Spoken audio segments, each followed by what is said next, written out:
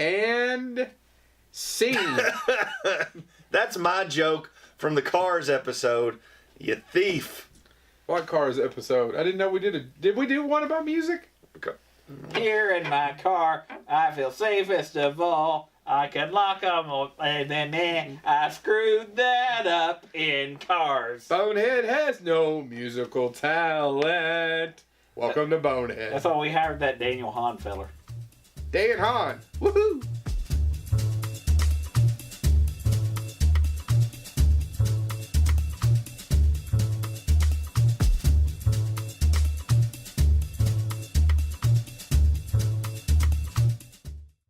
Anyway, so this is our year of the end review. End of the year review. Stretch that, replace it, switch it. Or if the world doesn't on December 31st, whatever renegade space lizards find this, Joe Louis was our Nostradamus. Why does it have to be renegade space lizards? Why can't they just be regular law-abiding space lizards? Well, Notice space lizards is not up for debate. I assume if they're visiting Earth, they're trying to escape their homeworld who didn't understand their interest in other planets, so they're renegades. You just want... They're Lorenzo Lamas of you lizards. And your love of Lorenzo Lamas knows no bounds. And I think that's like the third Lorenzo Lamas joke he's made this year. So this season. Can we Let's do a look back, shall we? As Golden Girls often did, of all of our highlights. Why can't I have a Native American friend that drives a Winnebago? You all have really let me down. Wasn't that a really great skit from us earlier in the year? There wasn't anything. No, we're not going to. Haley's already checked out. She's not editing that. We don't have the budget. Oh, look at this. This was hilarious. You want me to just make 3 quick Lorenzo Lamas references so we can pretend? Is one of them going to be Snake Eater? Oh, Snake Eater. Terrible movie. That's the least. Movies. That's the least of the Lamas trilogy. Llamas. All right, so what we're hoping is that you all really enjoy this looking back at 2018 episode, and that it's more listened to and viewed than our year of the end review of 2017 that none of you all watched or listened to. Instead of saying end of the year review. Why can't I say end of the year? I've checked out. I'm just waiting to get to my part so I can start talking. So what's the difference? Exactly. You know, acting is about being here in the moment. This is acting. No. This, my friend, is acting. That's acting. What you're doing is drinking out of a cup looking like a dumbass. That cup. What's a cup got to do with that? What's you love? You drink like a dumbass. What's you love look got like to a do dumbass. Touche. The spirits are moving through me. So we're on about the best of 2017, right? No, 2018. Damn it. You're an idiot. Oh my God, are we And time you traveling? Did this just... Out of every year I could time travel, I time traveled to 2017 so I could watch Justice League again. Oh, it's amazing. Especially when that one guy does that thing. Did you, did it just get Orwellian in here? Why? I don't know. I just want to say Orwellian. So, what did you guys like and what did you dislike? I know that 2018 for me was a year where I did not watch a lot of things. If you don't mind, to get started, we're going to be leaving some of the great films I would have loved to have seen, but see, I decided to procreate with an Earthling. And that took away... Did we check that it was an Earthling? Yeah. Can we check that it was mine? See, here are the movies that I have yet to see that I want to see. Annihilation. Paddington 2. The Halloween. Overlord. Ghost Stories. The Other Side of the Wind, even though I took the time to watch the documentary. By the way, you just took mine. One of the things I actually wrote on here, checking out for Best Orson Welles Film of the Year. No, hold on. I didn't take it. I'm talking about the things I watched. But it wasn't going to be on Death my of list. Stalin. You've seen Death of Stalin. A Quiet Death of Stalin Place. was 2017. Oh, was it? It wasn't 2018. Well, let me knock that off. you? Quiet Place. The Meg. First Man. Bad Times at the El Meg. Royale. You wanted to see the man? Johnny English Strikes Again. Huge Rowan Atkinson fan. No, Johnny English, I'm fine. I'm just Bohemian the Meg. Rhapsody. And They Shall Not Grow Old. Vice. I will not get to watch They Shall Not Grow Old because tomorrow is Thursday and they're all sold out. I missed a lot of movies this year. Oh, yeah. You screwed the pooch. Yeah. That's why your son has a tail. Oh. Does not have a tail. It's an accentuating fuzzy rod. Why you decided to bang that Shar-Pei out of all the breeds? Did you see her? Hey, Char. Damn, that bitch be hot. Well, so Hey, the only way you could get her is if he had to Shar-Pei. See, it's like Sure-Pay. In other words, he hired a prostitute. You're not Shar-Pei DM that this at all. No, that was funnier than that. And that wasn't even funny. I'm not here to impress you. Thank you for Holmes and Watsoning that up. So that's going to be on his worst list. That's Not gonna be- really. It just wasn't very good. But all right, so that's all I wanted to say. You all go next. So you want to start with movies, television, what? What impressed you? What is the thing this I'm year still on silent. they gave you? Mahogany. I went to the lumber store and I bought. I said, "Can you sell me some mahogany?" And they went, "Well, I mean, sure, sir." Blink, blink, blink. That's a reference to a little film called Vampires. So let's start with TV shows. Sure. Okay. So I'll say. I don't got any. So my best of 2018 is technically a cheat because it actually premiered in December of 2017. But because the majority of the episodes are in 2018, I am counting it as the best of 2018. Yeah. That would be Happy. Happy. He loves that Farrell. Yeah. Happy was a fantastic show, and if you haven't checked it out, please do so. It's on Netflix right now. It's on Netflix now. It airs on Sci-Fi Channel.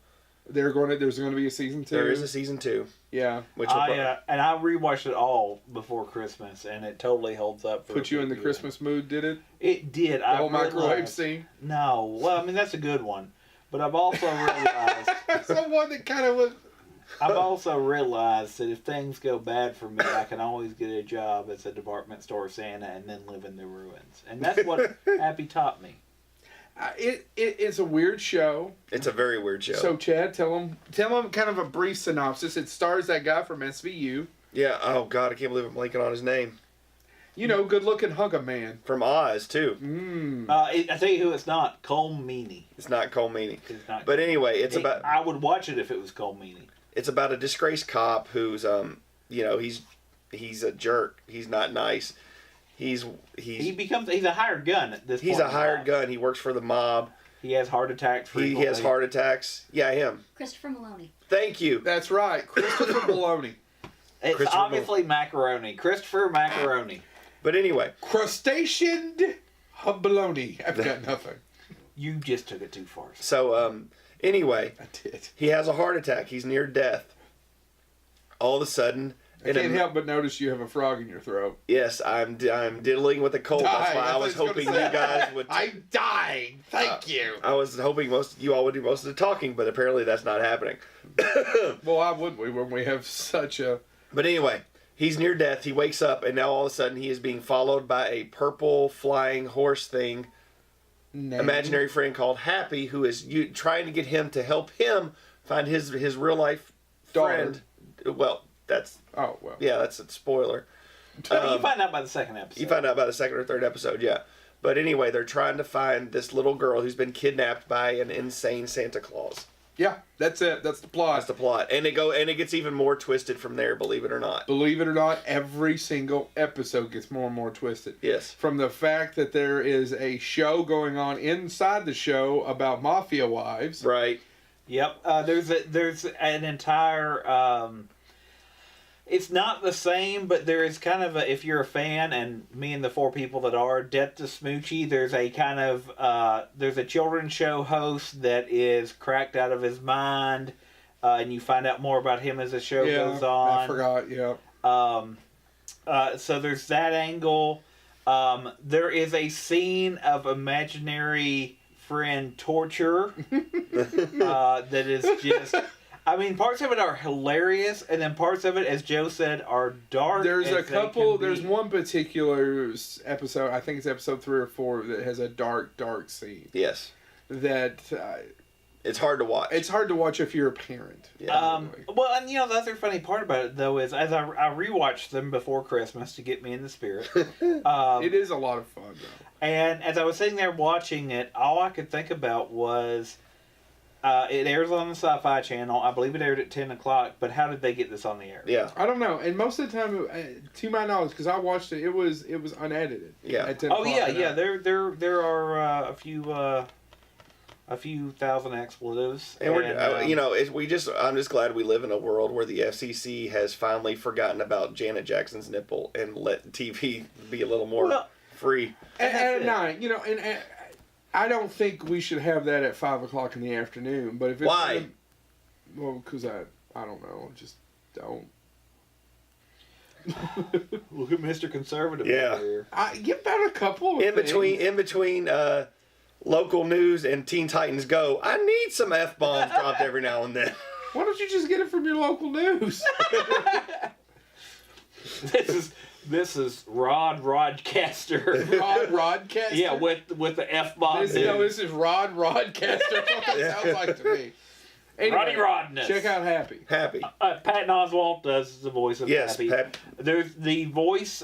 There's a ton of voice actors that did different imaginary friends. So if you're a fan of like Animaniacs and stuff, Yeah. you'll hear some voices that don't actually sound like Animaniacs because they're voice artists and they change I them. hear they are totally insane. Here's that show's namey. Animaniacs. So that's my best TV show. Quick, go ahead, James. Do you have a best TV show that you watched this year? I want to say, and I will admit I haven't seen them all, but I'm just glad that we have some version of Star Trek back on, not television, normal television, but back out there. So Star Trek Discovery, I want to give props to, and I think the fact Star Trek Discovery must be making money, it is. Les Moons, before he lost his job, came out and said they made enough money off China, off Star Trek Discovery, to pay for the next 2 seasons of that show. But it's doing better than that because we're now getting a new Patrick Stewart Picard series, limited series. Allegedly, Harv Bennett is doing a con story about them surviving on Ceti Alpha 5. This is Ceti Alpha 5. So we're going to get that. First con And ever. I think Benedict Cumberbatch did that. Oh, easy now. Go now. I can't argue with that.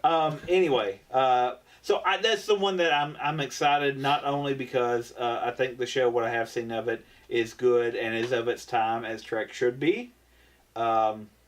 And also it stars that one guy that's in all the Peter Jackson films, who I'm now blanking on his name. Vigo. And by that I mean Del Toro, not Peter Jackson. Ron Perlman? No. Doug Jones? Thank you, Doug Jones. Doug Jones is Saru, who they just did a short trek to do his, which is short treks or something else they're doing, which are these little vignettes. The word is vignettes. I Mr. Dr. Thomas. I got tongue-tied. I'm sorry. At least I can remember Christopher Macaroni. You didn't even chime in, and Haley had to save you. Me. That's why I was making a joke, Chad. It's called a joke. It's called humor. Maybe you should look that up. Maybe you should try harder. Kendrick Hella-phony. That's funny. Kendrick Lamar. Set the bar low. And you killed it again, anyway, Holmes of Watson. So Star Trek Discovery, the characters they've reintroduced there and the fact they've made it of its time again, I'm glad to see that. So that's probably, as a geek, as a Star Trek fan, I'm just glad to have Trek back in some form. Yeah. Joe, television show? Yeah, Haunting of Hill House. Ooh. That's good. It's good. Boom. Are you contagious? Maybe. You were handling my baby earlier. So? Also, you touched his kid. Yeah. Nobody puts baby... Yeah, anyway. Haunting of Hill House is nothing much like the book, which is based on by Shirley Jackson. However, I enjoyed it so much, I got caught up in it, that we breezed through it, even with a child, over a week, probably. Right. And it has some great acting. It has superb writing. It is directed by Mike Flanagan, who also did Oculus, and another superb Gerald's Game for Netflix. Yes. I think, I'm trying to think of a way to put it. Does it have flaws? Yes. Is it a little weird? The ending, not weird in the sense of, but is it, I have questions, which is good. You should have questions, and I don't want to really ask the questions on here. I'd like to talk to you all about them eventually, about who killed who, Yeah. and what's what, Grassy knoll. and is it a bad place? Those are all questions that show puts out there, and everybody has a conflicting answer, in my opinion.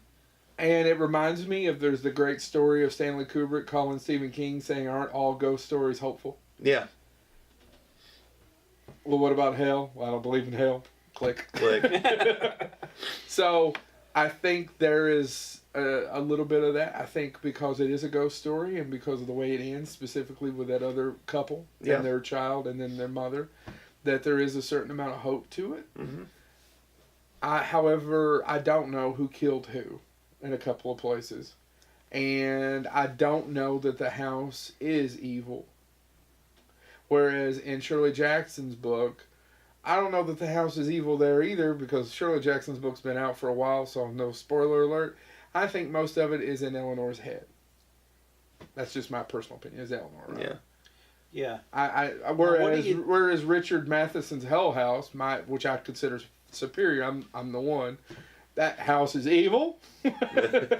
It's out to get you. We're all going to die in here. Right. And it ain't in nobody's head. Not to use a double negative. Well, but the question I think about it too is...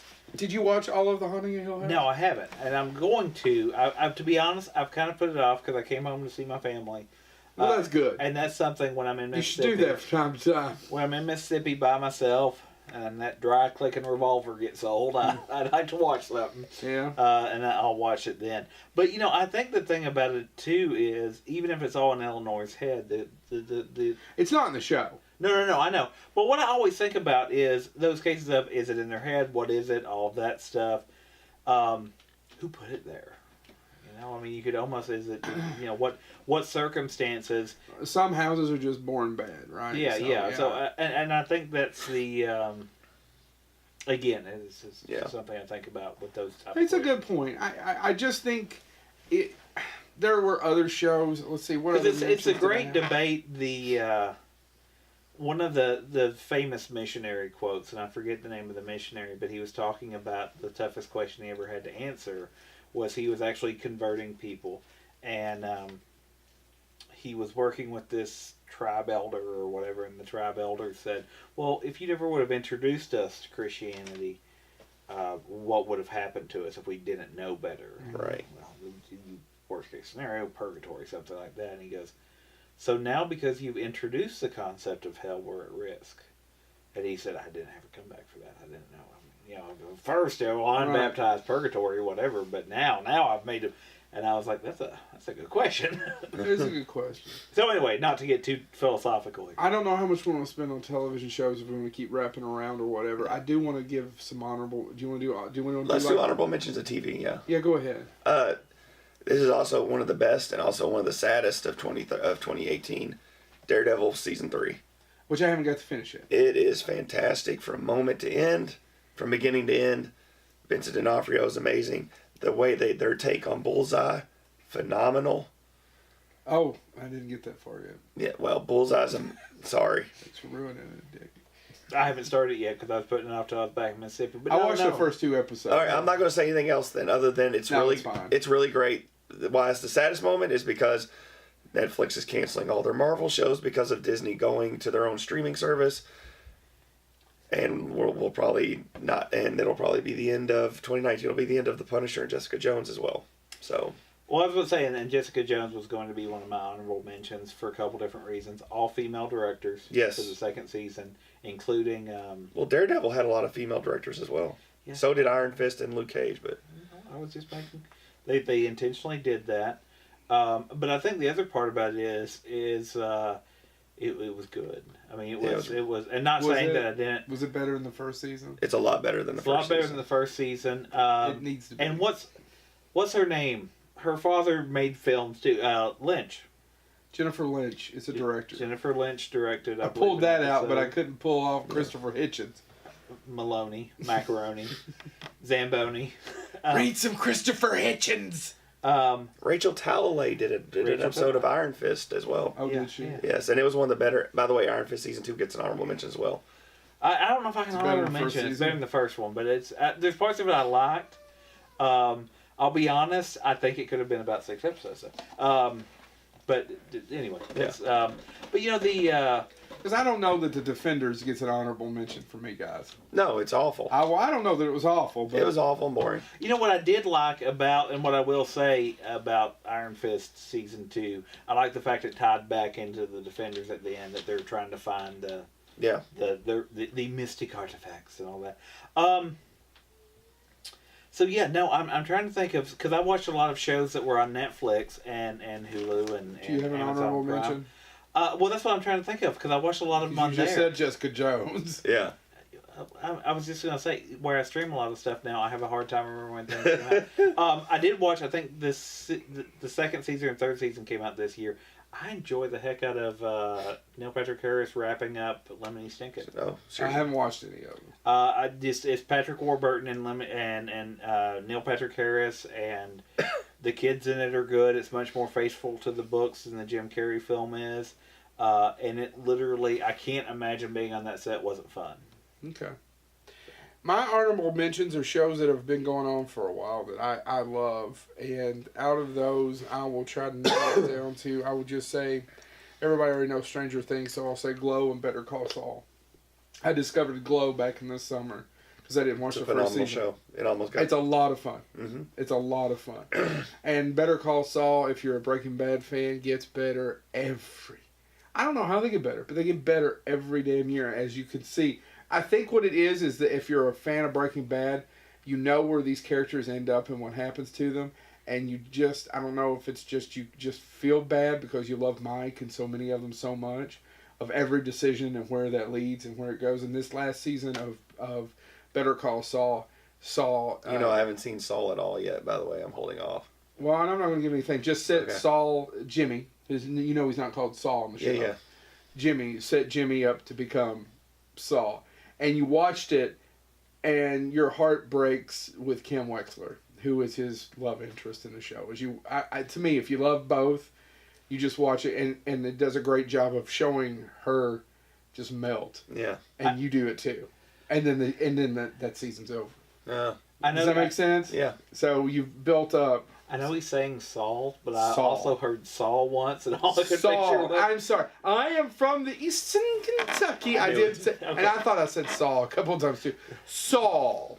Better call Saul. He thrusts his fists against No, the and then I posts played out this... and still insists he sees the ghost. I just now want to see the crossover where it's Saul and he's Saul, trapped by Saul. Jigsaw.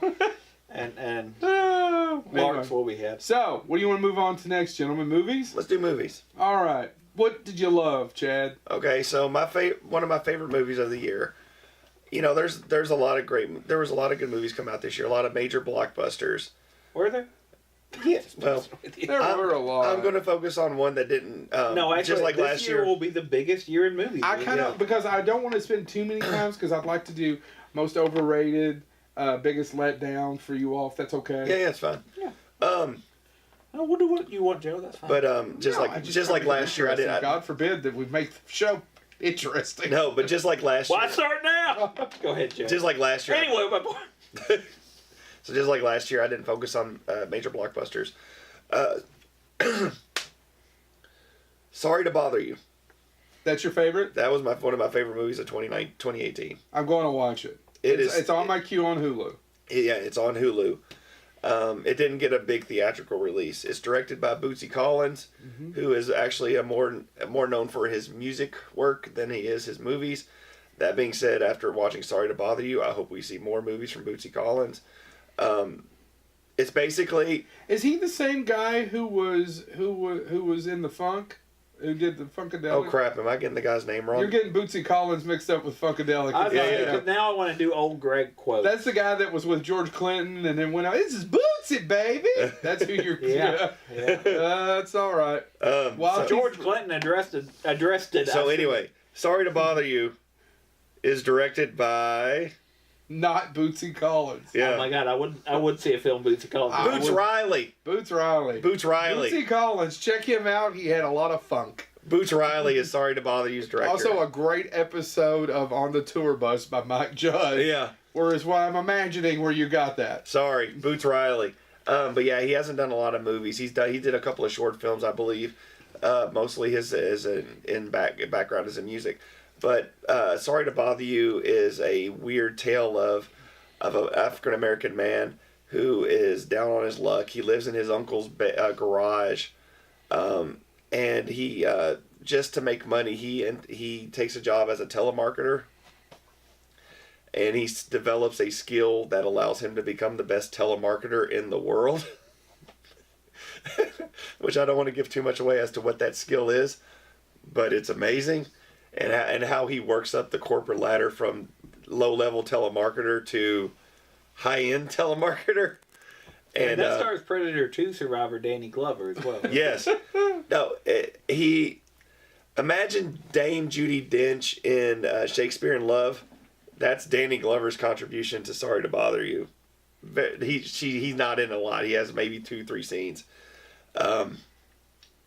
But anyway, and it's going one way, and then all of a sudden it does a complete 180, and you're like, how the hell did they get there? It's amazing. There are parts in it where I actually hit the floor laughing. It was so funny. When him and his best friend are arguing about him selling out, and instead of yelling at one another and trading insults, he's like, I'm going to buy you breakfast. Well, I'm going to buy you breakfast and read you a newspaper. They're going, that's not the exact line, I'm butchering it, but it's hilarious. Sorry to Bother You, best movie of 2018. James. I've said it before, but I just love it. You know what this is going to be. I'm going to say Mandy. I knew that was. By the way, Mandy. I like Mandy. Entertainment Weekly agrees with me. That's the best movie of 2018? They put it in the top 10 films of 20... and by the way, Rotten Tomatoes agrees with me as well. It's got a version. It's interesting. Well, and I have it as one of my favorites. I think that's it. I think that's why it's getting all these points. Because we have... to me, it's not Nick Cage's film. I love Nick Cage. Guilty pleasure of mine is Nick Cage film. No, but it is a perfect... I don't know that I totally agree with you now. I know what you're going to say, but I will say it's a perfect marriage of Nick Cage's acting to director. Yes. Yeah. And using it correctly. And right? And what's it... Not since Leaving Las Vegas. Leaving Las Vegas, and actually, I'm going to throw one out here that I think John Woo did a perfect job with him in Face Off. Yeah. Where you can use it correctly, because it's already huge. Of taking those two actors overacting. Well, and I think the people that said... I'm going to correct myself again. Kick-Ass. Kick-Ass is another good one. Yes, sir. Well, and he's Adam Westing that up. Yes. But I think that's it. I think the reason I liked it is the fact it does, and I'm blanking on the actress's name, but I think she did a phenomenal job as Mandy. Yeah, she was great as Mandy. And the guy as the cult leader is good too. And the who is Thomas Wayne in the original in Batman Begins? It's a slow build up of, because he is very much just he has a crap job. I mean, Andrea Riceborough. Yeah, she is phenomenal in it, and he very much is just this kind of sit around, lay around kind of husband type. They live in the middle of nowhere. They want to be more or less left alone. One of the scenes that got me where I was like, oh my God, she's really great in that role was the store scene, where you can tell she's extremely introverted. She just wants to be left alone. And just read her book. Read her book. And the fact she has to, associate with this person who is asking her, quote unquote, small talk questions in the beginning. There was something about it that just stuck with me, and to be honest, I want to watch it a couple more times. I did see it in the theater, so I got to hear the rumbles in the background and all this weird stuff that you can pick up on the background. The person who did the music for that, if I'm not mistaken, is the same person who did the music for Annihilation, and he passed away at 48. Which it was on the short list for Oscar consideration, but had they kicked it off the list due to a technicality. Oh, Mandy, the whole movie. Yeah, I read about that. So, I mean, Mandy, I think it is a bizarre film in some ways, but it's the one that I watched where I was like, I don't know what's coming next. So Mandy is on my list, and it literally, I must admit, I don't think once it's not me playing up a fair to middling Nick Cage film. I think it actually had something to say and said it in different ways to different people. Yeah. Okay. I had a really hard time with this, and I don't know that it's the best movie I saw this year because I really liked a documentary called what? No, I'm just waiting to see if you do what you think you're going to do. I loved a documentary called Film Worker. Check it out. It's about the guy that worked with Kubrick and was his assistant. Oh yeah, I want to. I loved Upgrade. I loved Deadpool 2. I thought they were a lot of fun. Upgrade was on my short list too. Short list, but Hereditary. There you go. I'm crossing my fingers. Yeah, I got Upgrade. I had Hereditary. Did you watch Hereditary? Yeah. Did you like it? Yeah. We've never talked about it. Well, no one else has seen it except me. Did you watch it? We've talked about it. When did we talk about it? You know, I read one. Oh yeah, we did talk about it. I watched it. It's one of my best scenes. One of my. Well, favorite I couldn't think of. I don't know that it's the best movie I saw this year, but it's the one that stuck with me. It's fantastic. I just love all the headbanging. It was going to be on my list, but I knew you were going to bring it up. I just knew. Well, I really tried hard. I went back all the way to January, and I pulled out just the theatrical films. And went through them at work. No, I'm joking. But I was just trying to get this list up. And Hereditary's one. And I feel like that third act, if you're either with it or you're not. Yeah. You either follow it till it's to what I consider a logical conclusion. Well, that a lot of people do not see as an illogical conclusion because it's so grounded as you get through there. Right. So you either it's a slow. It is to me the definition of a very slow. Do you think it's that slow? I didn't feel it being slow at all. It's a slow burn. It's a simmer. It starts as a simmer. I mean, I can't believe I haven't bought it yet. There's major things that happen, but even those major things are slow building to what the hell happens to the end. And I think if people who didn't like it or didn't get it would watch a couple of videos with the director talking about it, it would help them quite a bit. So I think Hereditary. But now let me give the other side to that. And I'm devil's advocating this. No, I agree. Do you think that if you're just going to watch a film, you should have to have that? No, and I don't know that I had to have it. No, I'm just saying that's always my critique because. But I feel your average movie-going audience, you're absolutely correct, and that is a logical, very good critique to throw at the movie. Yeah. Yeah. I think agree if you with love movies, you're James. I agree with you. Take that and run. All right. Is he going to talk about Bumblebee next? Yeah. I wish I saw Bumblebee today instead of the POS I did. But anyway, I agree with you. However, he said mother effer, but he decided to say the acronym for POS. I know. Piece of shit. Yeah, there you go. Thank you. Okay. Hereditary. If you like horror film, if you love movies, I really, I can't. Yeah. I don't know why I haven't bought it yet. Because it's cheap? No, I bought a bunch of other shit. I wanted to say it's cheap. All right, so those. Yeah, go ahead. No, I was going to say What's your honorable mention? It's not an honorable mention because this is right up there with the best of 2019. It was between Sorry to Bother You and this movie. Upgrade for me is an honorable mention because damn, that movie was good. I enjoyed the hell out of Upgrade. This movie was mentioned in my what I'm looking forward to in 2018 in the 2017 episode, but then it was listed as a TV show. Ballad of Buster Scruggs. Ballad of Buster Scruggs I finished watching it 2 days ago. Christy, not a huge Coen Brothers fan, was like this the whole time. Yeah. Hail Caesar. I was looking forward to Hail Caesar. That was a bit of a letdown. Ballad of Buster Scruggs was better than I thought it was going to be. Although Hail Caesar, that whole thing with Channing Tatum, the dance sequence. Oh, that is movie magic. Yeah. It's still a good movie. It's just I had really high hopes for that. George Clooney, for some odd reason, no one plays a bigger dumbass for the Coens or a better dumbass than George Clooney. Right. In every single role. Yeah, and that he does for them. Didn't he say that was like his that was the end of their moronic trilogy or something with him? I have no idea. But no, so Ballad of Buster Scruggs, it's directed by Coen Brothers. It was going to be a TV show that I think was going to air on Sundance. And then I didn't know that. I think I might have my history. It was going to be a TV show. And something happened. But instead, Netflix picked it up and turned it into a little over 2 hour movie of vignettes. Every single one of the vignettes is amazing. Tom Waits' vignette is the best. Tom Waits gives the best performance. In terms of performances.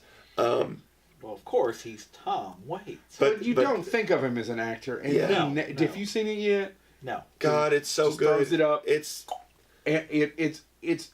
like he's not. You know how great actors make it look effortless, like it's lived in that role. Yeah. And Effortless. Meal Ticket with Liam Neeson and the guy from Harry Potter. Oh, I didn't know he was in Harry Potter. He's in Harry Potter. I think he played one of the chubby bullies. I can't remember. Heartbreaking. Yeah, it's heartbreaking. Two or three of them are heartbreaking. Every single vignette, just amazing. And Tim Blake Nelson as Buster Scruggs is hilarious. Hilarious. Hilarious. And what's oh God, I can't believe I'm breaking on his name. Highlander, Mr. Krabs.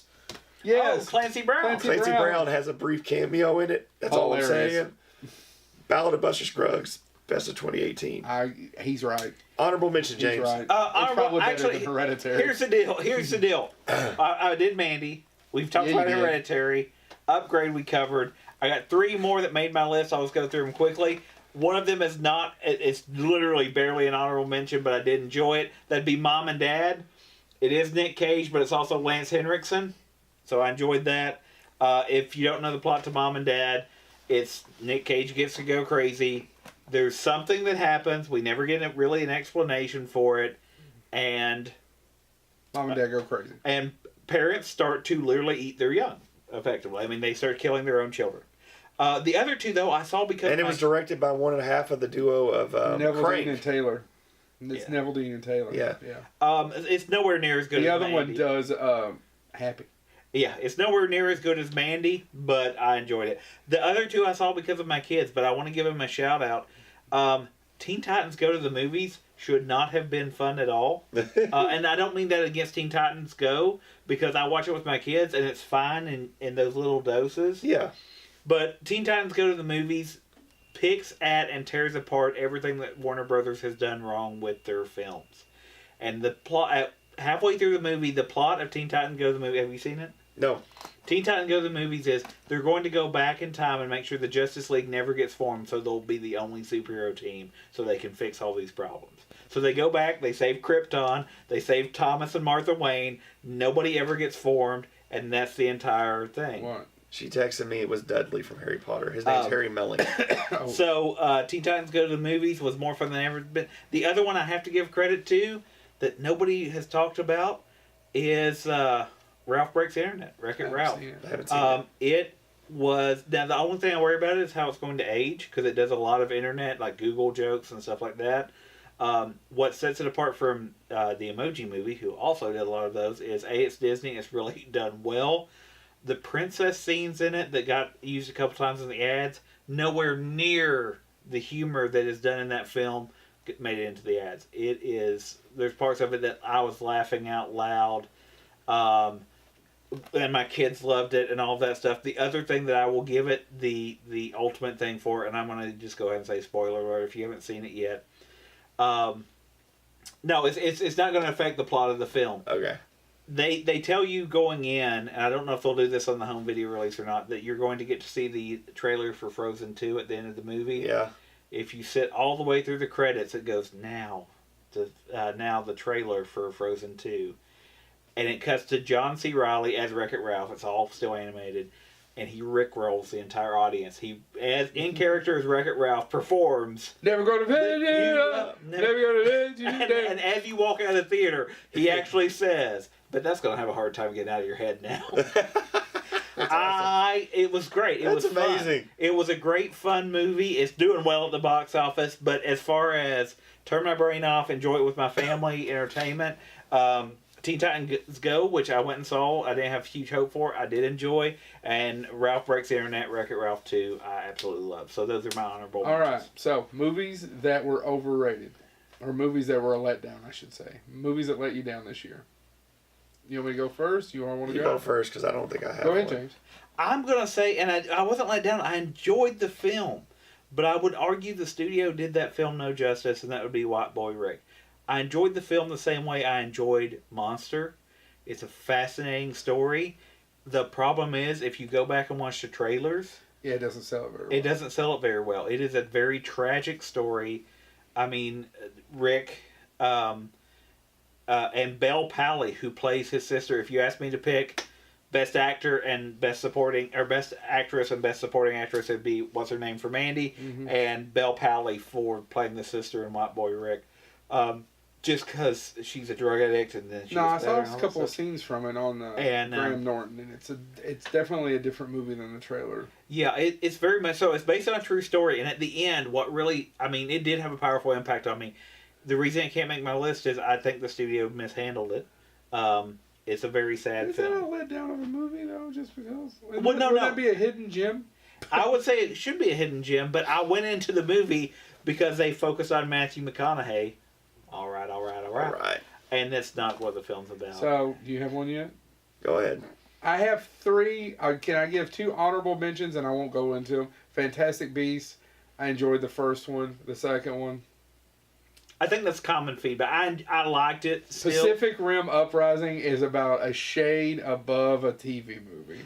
All right, what's the other one? But that's not the one I want to bitch about. No, I just want to say if you haven't watched the newest season of Mystery Science Theater 3000, what's the one they do? It's a Pacific Rim knockoff. Yeah, it's the other ocean. What's the other ocean? Atlantic Rim. Atlantic Rim. No, it's Atlantic Rim. I've got a job out on the Atlantic Rim. Oddly enough, Pacific Rim got a sequel, so they immediately greenlit a sequel to Atlantic Rim, which is hilarious because the sequel came out this year, the same year Mystery Science Theater 3000 roasted the original Atlantic Rim. So it's terrible. It's terrible. The one is a letdown, and I enjoyed the movie, but I know the source material. I'm going to bitch about Ready Player One. Oh, okay.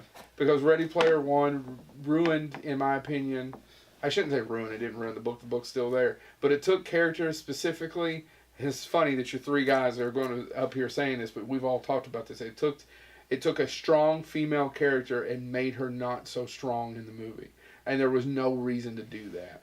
Them changing the 3 different things that they have to go to, I understood that to make them more visual, didn't have a problem with that. In fact, I think they got most of it right. It was the characterization and the softening of the script, or softening of the story, which, by the way, was not the hardest story ever. The original book by Ernest Cline. Right. They took out a death scene that would have helped, even though, yes, it would have been the death of a younger person. But in the grand scheme of things, we're talking about the man who gave us Indiana Jones and the Temple of Doom.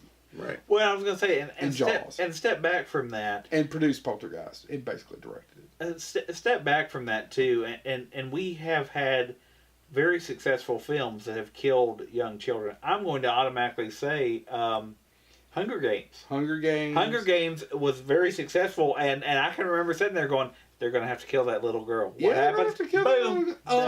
Up, killed the old lady. Old lady in the first 10 minutes. Yeah. And no one bitches about Up.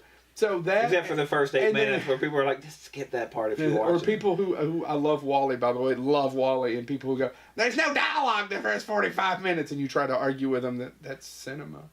Yeah. You're telling a story through pictures. Anyway, moving right along. So, Ready Player One, I own it. I don't think it's a bad movie. I want to rewatch it actually over the break.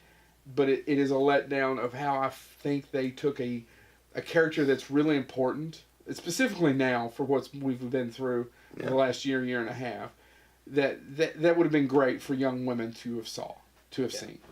Well, I was going to say, same critique. But who am I to throw things at Spielberg? I mean, listen. But that is, I think, a legitimate criticism of that movie, and I will argue that up and down with anyone else. Well, no, and like I said, and I guess even my letdown, like I said, White Boy Rick, I took a lot out of it. I enjoyed it. I will watch it again. But much the same way, I was just like, I didn't know what I was watching. And they did some things how I'm better than the book. They brought in some things that I think were better. However, there was no reason for that. Yeah. They could have kept that movie intact. Anyway, Chad? Okay, my biggest letdown's not a movie. Okay. It's me. You know, there was movies I saw that didn't live up to what I was hoping they were, like Happy Time Murders. Uh-huh. I still enjoyed it. It's not as good. I want to see it. It's still not as good as I was hoping it was going to. It's still entertaining. There's parts where I laughed. The Predator. It was a letdown in some ways, but I still enjoyed it. I enjoyed it too. So I'm not. But my biggest letdown of 2018, by far. And I'm just getting more infuriated with them the more they butcher my love. Warner Brothers Titans. Oh, the show. The show, The Titans, based on Teen Titans. Teen Titans Go is better. Yes, probably significantly. It's got Now- Sarah Strong going for it. Yeah. So it's on the DC Universe streaming service. Which can be had for $70 a year. God, yeah. And if Warner Brothers could actually $70 produce $70 for the whole year, Which I guess my thing This is not Warner too bad, but Brothers. you'd have to be a really big Warner Brothers you would have to fan. be a really big Warner and DC Comics. Cause DC is it DC only? Yes, Because Warner Brothers is launching their own streaming that's going to be separate So you from would that. just watch the DC It's- animated films? you watch DC animated the Batman movies, Superman movies. Do they have all the old cartoons? They have all the old cartoons, Batman the original series. You also can read comic books online for free. But they're also producing their own original content. Their first venture into this was Titans. There were a couple episodes that were amazing, but it's 11 episodes long, and 9 of those are absolute turds. So No, I need you to sugarcoat that. no, they are turds. They're dipped in stale salmon. Their takes on all the characters are just except for Robin. His character's great, but Raven, they turned Beast Boy into he can only turn into a tiger because their budget's low, I guess. And then the whole episode, they built up this whole finale as to who the mystery villain was. Which, by the way, if you're a comics fan, you know from episode 1 who the villain's going to be. Slade. No, Sorry. Big Jim? That's Teen Titans Go. To it's all focused around Raven. Yeah. So Big you know Jim who the Slade. villain's going to be. Who? Trigon. Spoiler. Digon. But anyway. Trigon. Him and Cthulhu That's are at it again. Trigon And by the way, is- I'm giving big spoilers for this. If you haven't watched it, No, turn this off it now or sounds like- fast forward 15 No, seconds. you dare. We've got an ad coming up for Swampums. So Yes, your swamp needs cleaning up. We've got Swampums. so here we go. The only clean up swamp aid that you'll ever need. that you'll ever need. Supported by Bonehead. Swampums. So anyway, as when I say You won't go, be able to pay for them with Wampums. when I say go, skip ahead 15 seconds if you don't want to hear what I have to say. Go. So in the Turn it second to off. last episode, they reveal Trigon, and they're building up to this amazing final episode. And then the final episode just turns into I'm stuck in Dick's mind of what his perfect life would be if he had changed his life. That's all it is. And then it ends. Do his parents live, or does he still kill his own parents? No, that still follows that story. But yeah, so Titans itself, just awful. All right. So I have a couple of questions on here for you all, and I didn't tell the Boneheads I was going to do this. So, like I said, I want to know what you think is the most overrated off the top of your head. I'll go first. Overrated of what? Movies this year. Okay. Or shows. Okay. You told me letdowns. I want to know the most overrated. Something that was critically acclaimed. Now, mine is going to be just as scooch controversial. Okay. Black Panther. No, I can. No. No. Yeah, you're wrong. Brrr. I'm sorry. I'm sorry. The People's Choice Awards. It can win every award it wants to. I fell asleep in the theater. That's also you had just had a child and you're racist. It's boring. And go ahead and get it out. I know I'm not, but it's the same thing of I can't criticize the Ghostbusters reboot because I come off as sexist. And you can't say anything critical of it. Other than I would say it's not funny. 50% of the movie's not funny, nor is it overly clever. But if you say or try to say anything, you just come off as sexist. Right. I'm not trying to be racist. I think it was perfectly cast. I enjoyed the cast. I think, though, it's a little slightly overrated. It's a little boring in parts. Yeah, And I like Michael B. Jordan's character in it because I agree that, yes, he's doing what he thinks is best, which is what's great about a really good villain, right? I think it does Is have that one you of the can at best- least simply sympathize. I can give it credit, but I think it's slightly overrated. Can I give you a little behind the scenes thing about his character in Black Panther? Did you know he's a huge anime fan, in No. particular of Dragon Ball, and he had them design his costume to look like Vegeta. Continue on. No. So you did you? What do you think? Okay. So you say I'm wrong. That's fine. No. I say well, and what I want to say But about it's it. slightly overrated. It is not the second coming. It is great that a group of folks who have been so misrepresented in media have finally got a movie that they can go out and watch that gives a positive light, right? That is a positive thing. That is amazing. I'm not taking anything away. I'm just saying that for me, it was boring in parts. Well, And I wanted to give something that wasn't an easy answer, because that's a Right. pretty damn hard answer I was- for I a was- 40-year-old white guy to say. I was giving you a hard time, but what I will say about why I do think it's important is, it has brought so many people into Yeah. that world, and I include in that my daughter, who that is her now all-time. She went as Black Panther for Halloween. She went to other movies with us. She'd watch it, Spider-Man. She'd watch it, whatever. Love Black Panther. But she fell in love. As a matter of fact, Bryce O'Quay did an artwork of Black Panther, and that hangs in my daughter's room because she is obsessed now with Black Panther. So I think there's something about it. Like with most Marvel movies, and I'm a huge Marvel movies fan, it's really easy to be because they're not DC. Yeah, God bless. I hate Warner Brothers. And by the way, I bought the movie on Blu-ray, and No. I'm going to rewatch it to see if I have the same reaction. And what I was going to say is I have watched it now about 8 times because my daughter does love it. And what I will say, and I say this after I watch most Marvel movies repeatedly, because my son loves them too. As I watch them again and again, I'm always like, this could have been trimmed. This could have been. And I think that... Slightly long. I think that critique for all Marvel movies is fair if you watch them time and time again. Thor Ragnarok, I absolutely loved. I loved it too. Well, I enjoyed it quite a bit. But I don't know that I loved it. that It was a being- lot of fun. That being said, and you know what's funny is somebody made this comment. It's got a lot of good scenes. Yeah, I well, don't know if it's a great movie, but Well, it's got a lot of good scenes. I love the little stuff that most people missed with, Korg, the rock guy. He didn't print enough pamphlets. Rock got beat by paper. He didn't have enough pamphlets. Yeah. Stuff like that. Anyway, sorry, Chad. Go ahead, Chad. Overrated? Wait, in terms of me being overrated? Well, yeah. I mean, I've been saying this for years. Thank you for setting me up I'm not for even that. rated, but anyway. Man, Too soon? overrated. Movies that were overrated. I have another one too. I'll let you have it. No, I mean, go ahead. Hold the Dark. Hold the Dark? Oh, I haven't seen it. Netflix? Oh, it's pretty overrated. Oh, It's the same guy that did Blue Ruin, which I love, and The Green Room, which I love. mm-hmm. What's Hold the Dark? It stars what's his face? I can never remember his name. He's in Westworld. He plays a scientist. He goes to Alaska. He's a wolf. He studies wolves. And He's supposed to be, yeah. And Okay. they bring him in to find the guy's kid who got attacked by wolves. And I won't give anything else away because it's a mystery. But the mystery's stupid.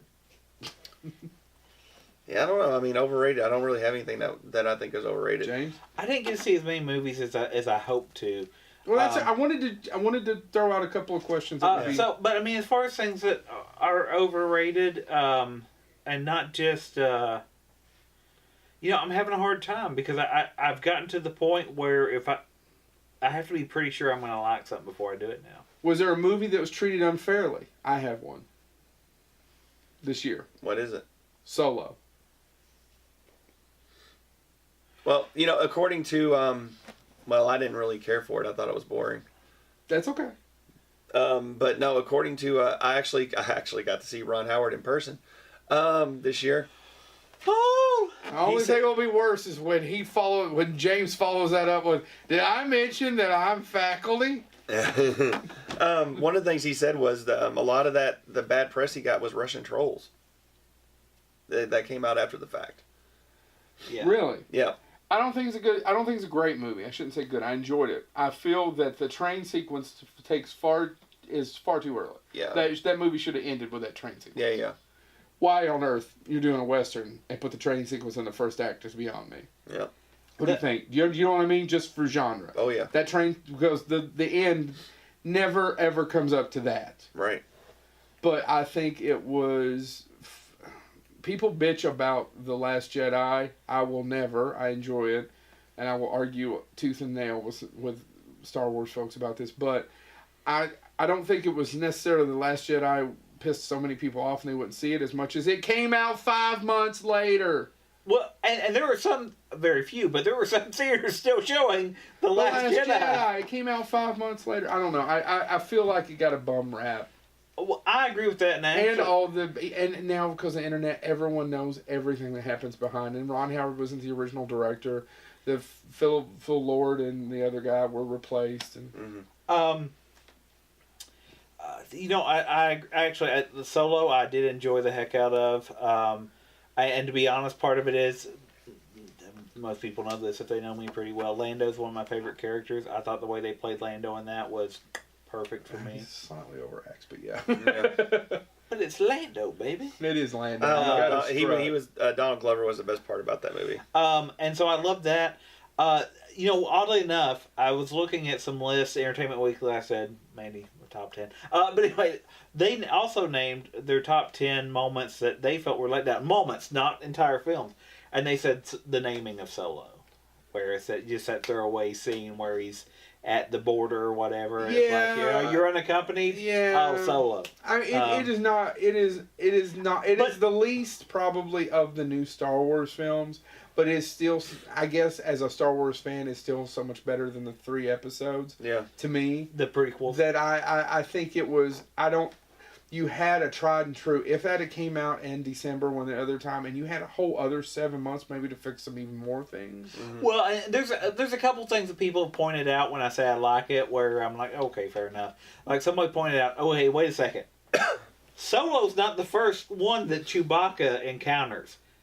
This means Chewbacca has eaten people before. Right. And I'm like, I'm still okay with that. Oh, yeah, I'm okay with that, too. It doesn't bother me. I mean, he rips people's arms off. Yeah. We got that. It's fine. So, no, I agree. Solo didn't bother me. Solo got treated unfair. You know, one that I think is, and it's doing better than they expected it, but if that was a question for all of us.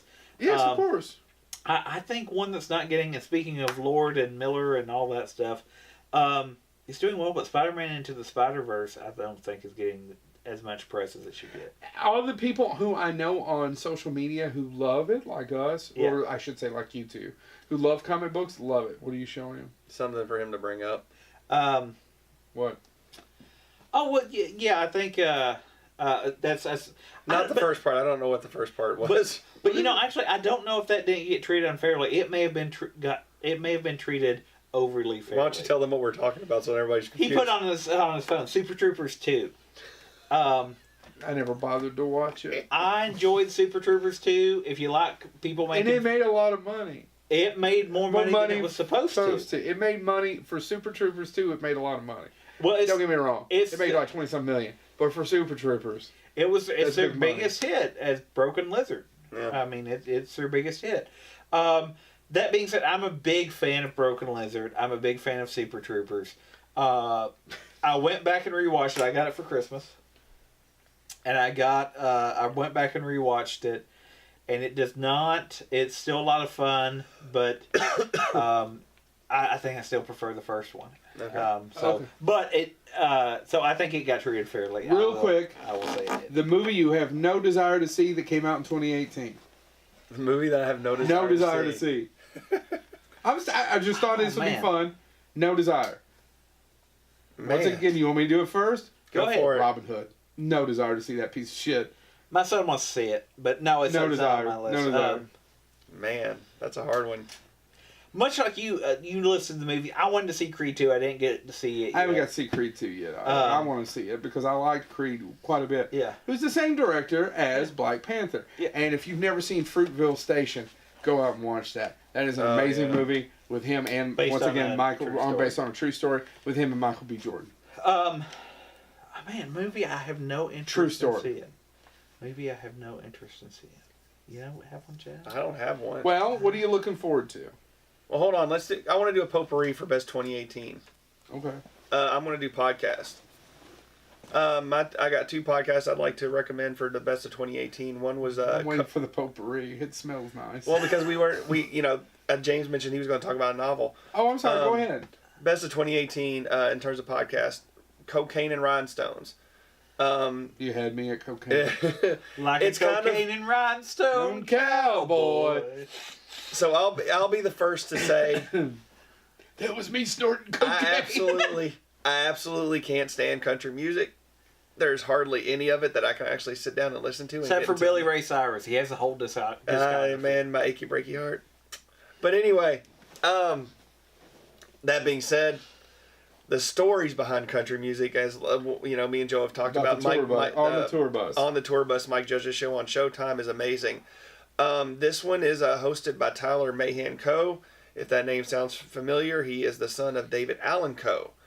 And he does deep dives into some of the darker sides of country music. In particular, two stories. Well, we could do a whole one on his father. Yes, we could. But a couple of the highlights of the podcast are the murder ballad of Spade Cooley. Spade Cooley was a popular television host back in the day, who murdered his wife in the most grotesque and unimaginable way you could think of. And made her watch Manos, the Hands of Fate over and over again until she took out her own eyes. Way worse than that. And by the way, if you are squeamish, and he'll even tell you, he will go into, he tells you, I'm getting ready to tell you some pretty horrific things. If you do not have the stomach for it, if you have a problem with violence towards women, don't listen to this. He goes, that being said, here we go. And he even gives you a pause to turn it off if you want to. But Spider Cooley was apparently, he compared it to, because I had no idea who Spade Cooley was, and I keep saying Spider, I think. But he said, imagine SpongeBob SquarePants today murdered somebody and was put on trial. That's how big Spade Cooley was. When was this? This was in the late 50s, early 60s. He also goes into a deep dive about Loretta Lynn's The Pill. Oh, yeah, that band radio play. And band radio play, but also, and then he turns that into a whole thing about how there's been hundreds of female artists banned from the radio. How many songs by male artists from country music have been banned? 5. I would like to know those 5, but you don't have to tell me. Imagine David Allen Coe has to be at least one. And I'm just trying to get through this so we can get to the best of 20 because we're running long. The second one is Uncivil. Uncivil is a great podcast about some of the misconceptions of the Civil War. Okay. 2 of the best episodes are they go into the episode's called The Song, and they go into a deep history of I Wish I Was Down in Dixie. Oh, about how where I was born in. The alt-right has that as one of their main anthems, and about the real history of that song. It's very fascinating. But also they do one about the Negro soldiers fighting for the South and how that's absolute crap. It's really fascinating if you want to hear some of the more intense history that nobody ever talks about the Civil War, specifically how the African Americans were treated. It's amazing. So those are my 2 recommendations for podcasts for 2019. Anything else? I'm not going to do a novel, but I did want to say there's one thing that I wanted to bring up that 2018 gave us that I think is important to mention. This Is America by Childish Gambino. Oh, man. I think you have to mention that. I think that brought back so much attention to music videos. Because music videos, since MTV doesn't show them anymore, I don't even know what you're talking about. Had kind of died out. Oh, really? Childish Gambino. Do you know who Childish Gambino is? Have you met me? He is Donald Glover's alter ego in terms of his musical career. Oh, okay. So I saw it on Saturday Night Live. I just knew that was Donald Glover doing his song. Yeah. So I've heard it. But the music video for that is fascinating. And it's been dissected. It's breathtaking. It's been pulled apart because it's kind of, he's dancing upbeat and all this stuff, but you see these atrocities in the background or people being ignored in the background. And of course this is America. This is how we deal with this, how we survive this. So the racial side of it and all that stuff. But I think it's important that we mention that for 2018 because it brought so much attention back to music videos. I mean, the amount of views that got almost overnight and now through the roof still. I think it's an important thing. I think that, what he managed to do in that video is something we really haven't seen since Michael Jackson in that Michael Jackson's videos were movies. Yeah, and I haven't. And they told stories, and I think he brought that back in some ways. Especially being in the times that we were in the climate that we're in, it does hold a very cultural significance. Also, too, I haven't looked into the making of it, but and I don't know if it really is, but it looks like it's all one continuous shot for 3 minutes. Yeah, it's fascinating. And so it just pivots. Yeah. Okay. I'll watch it tonight. Yeah. So I had to bring that one up. Yeah. Okay. So do anything else, or do we want to go to best of what we're looking forward to? I don't. I wanted to mention that one because I think. So what are you guys looking forward towards? I've got 2 movies. Well, I got 4 things. I'll go through 2 of them, but 2 of them real quick. 2 of them I will go into detail about. So I know I just bashed the DC Universe streaming service. However, they are coming out in February with the live action version of the Doom Patrol, which I am absolutely ecstatic, giddy to see. Hopefully they don't screw it up as bad as Titans, but I hold it. It's Swamp This is Thing. my Doom And Swamp Patrol. Thing is my second one. Swamp Thing is coming in 2019 as well. Looking forward to both of those, and I'm hoping Warner Brothers finally gets their crap in gear and starts producing some good content with DC comic characters. However, I'm not holding my breath. 2 movies that I'm really looking forward to in 2019. Jojo Rabbit with Taika Waititi, director of Thor Ragnarok. If you don't know what that story's about, it takes place in World War II. A little boy's imaginary friend is Hitler, played by Taika Waititi. And it's all about him, how he's adjusting to, he has these set beliefs because he's being raised in Nazi Germany, and then he finds out his mother is hiding Jewish people in their house, and how he's dealing with that, meanwhile talking to his imaginary friend who is Adolf Hitler. You had me at Hitler. Yeah. I bet we Actually, did. yeah, You don't like Black Panther. Waititi. So, let me unplug my computer. I liked Black Panther. No, Said that's it was fine. overrated. So the next movie I'm sorry, I took a stance. So the next movie I'm going to be looking forward to in 2019. I'll be the first to say I'm tired and burned out of the zombie genre. It's done to death. However, when you say zombie movie and Jim Jarmusch, you have my attention. Yeah. The Dead Don't Die, directed and written by Jim Jarmusch, starring Bill Murray and Tilda Swinton. He already did vampires. I actually kind of enjoyed that movie. As did I. So I am really looking forward to seeing how he takes on the zombie genre. Hopefully it's not bad. It'll be slow. It'll be slow and well thought out. Yes, that's true. James? I want to see Avengers wrap up. I'm just going to go point blank. I followed it now. We're over 10 years in, people. I want to see, let's undo this snap or redo it. Let's do stuff like that. So I want to see that wrap up because we're going to get, obviously, Captain Marvel. And then we'll get Avengers. Get Captain Marvel in March. Yep. And then we'll get Avengers. And then we're getting Spider-Man, Far From Home. So those movies are automatics for me. It's not that I think it's necessarily going to be the best films ever, but I enjoy them in the moment. I feel I need to say Star Wars Episode 9 out of proxy. I figured Joe was going to bring that one up. I am looking forward to it. But no, I think even though the news came out today, it will take place 1 year after the end of Last Jedi, which is it's fine. What most Star Wars movies do. It's actually Last Jedi is the odd one out. You realize that, right? Yeah. That picks up immediately where the last one left off. Mm-hmm. Most of them don't. No, there's a lot of stuff I'm looking forward to. Happy Season 2 would be one of it. I don't have a lot off the top of my head. Punisher Season 2? Punisher Season 2. Which will be the last season of the I Punisher. look forward to that. Yeah. I enjoyed the Punisher. Yeah, so, it's stuff like that. There's other things, but I'm waiting. I'm being cautiously optimistic about what I want to see because there's not a lot of stuff that I'm like, I have to go see it. Well, I want to see John Wick Chapter 3. Oh, yep. Yeah, that was on my list, but I want to get Jojo Rabbit and no, that's good. The Deadlift. I think the new Godzilla looks amazing. Yeah. From the trailers, but I thought the other one looked amazing from the trailers too. Yeah. Yeah. And by the way, there's scenes in that movie. The problem with that movie to me is miscasting in it. It isn't Bryan Cranston. Yeah. Oh, I thought you were talking about how much you love the Matthew Broderick one. It Chapter 2. I'm looking forward to It It Chapter 2. Yes, that to me is one. And folks, you stole Star Wars, but we're getting a new Tarantino movie, Once Upon a Time in Hollywood, will be here that's next true. fall. That's Yep. true. And I had no desire to see it. I thought it was the dumbest idea ever. But I've probably watched the trailer for Tim Burton's Dumbo half a dozen times. Yeah.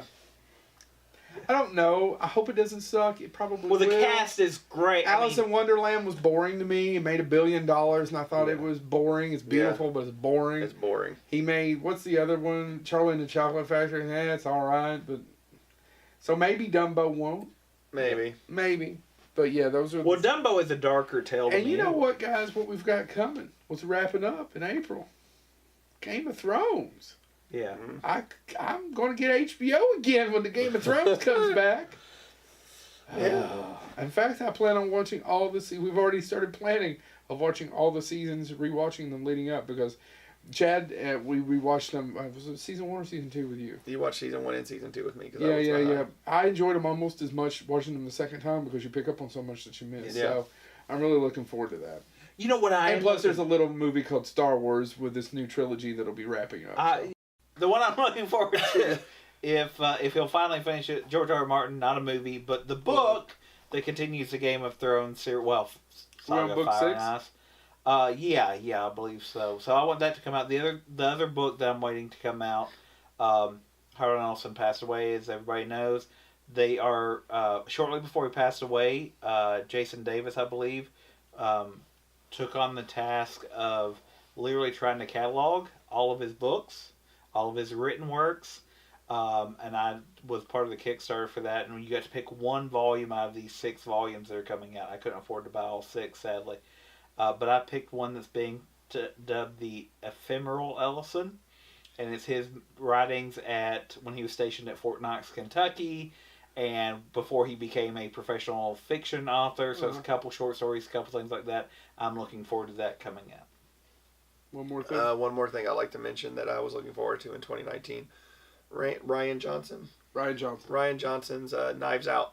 Yeah. Which is a crime movie. Should be coming out on Thanksgiving with Daniel Craig and a slew of other actors who are amazing. So Knives Out, Ryan Johnson. Yeah. We get another Bond film next year. Or is that going to be next? I don't know if that will make it next year or not. I don't think it Corey will.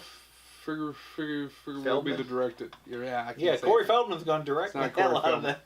So this has been our year 2018. Anything else? I want to say one last thing. This is actually our last episode with Haley Salyers producing and directing our show. We want to say thank you to Haley. Thank you. Bonehead would have never been Bonehead without her, so thank you.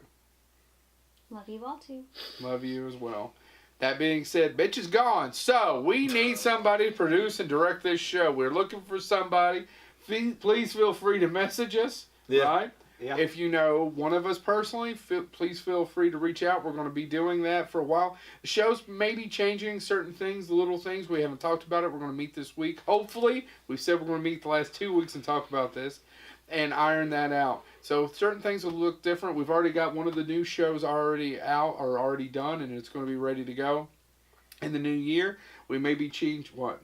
It's not done, but go ahead. Well, it's shot. Is it going to say mostly? Why don't you just go along with it? They don't know, Chad. They don't know. You see that fourth wall? Bring it down. You see that stock option? Gone. Hey, it's 2019. 3 from Hell? Did we leave out 3 Yeah, from we Hell? left out 3 from Hell. 3 from Hell. There you go. That'll. So, Hey, look, there's 3 of us. yeah. And we're in hell. We'll be looking forward to seeing you at Comic-Con, Scarefest, and hopefully we'll get to do a few other things as well this year. Thank you so much. This is me. That's you. That's him. And we all need you to subscribe. Subscribe and share us on your social media. Subscribe to SoundCloud. Stuck at 125 subscribers on YouTube. Would be nice to see that go up. And layabouts. iTunes. We'll hopefully be on a couple of other, I'm looking into getting us on a couple of other audio sources as well. So thank you so much. Have a great time, and we'll see you next year. Even though this actually will come out in January. Yeah. No, it won't. It'll come out in December this month because it's the best of 2018. So why would we release it in January? Will you be able to get that out in the next day or two? I hope so. Well, we'll see. Bye. Why am I talking like this? Because you had a stroke. Oh no.